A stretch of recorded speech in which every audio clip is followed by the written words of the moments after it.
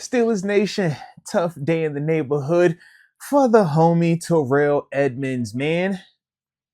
We were making some roster adjustments, and oh, fortunately, the homie was released, man. Definitely sucks when you think about his second stint with the Steelers, man. Obviously played 5 games this season after we signed him from the Jaguars practice squad, man. But when you think about some of the guys that are getting back healthy and some of the guys that are getting back activated to the roster, he unfortunately became the casualty of the situation, man.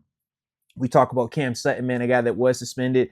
He's now officially off of the off the suspended list. So you have an additional resource in the back end that is that Swiss Army knife. Can play safety, could play corner, could play nickel, can do a lot for this defense, man. So we know in terms of his role, that was going to be a big part of other guys having a decrease in involvement from a defensive perspective.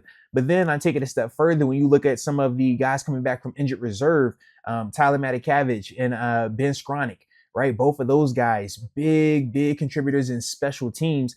And when you think about them compared to Terrell Edmunds in special teams, those guys just have a lot more, just production there, man. That's traditionally where they've been, making their bread and butter, in contrast to a guy like Terrell Edmunds, who's played a lot more on defense traditionally, man. So with that, like I said, man, this is the unfortunate part of it. But I wouldn't be surprised if he were to come back, man, via practice squad and just, like I said, be on that short list, because if somebody were to go down, he is a very valuable player, man, in terms of his athleticism and his size and just some of the versatility that comes with him. Hence the reason why we picked him up a couple weeks ago, man, from the Jaguars practice squad, or even drafted him in the first round a couple years prior to that.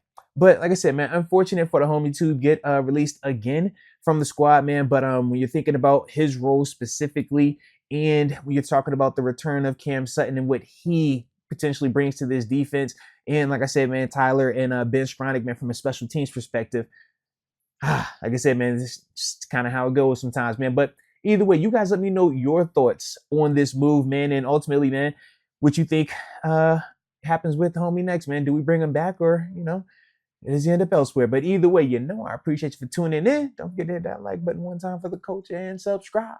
And until next time, baby, peace.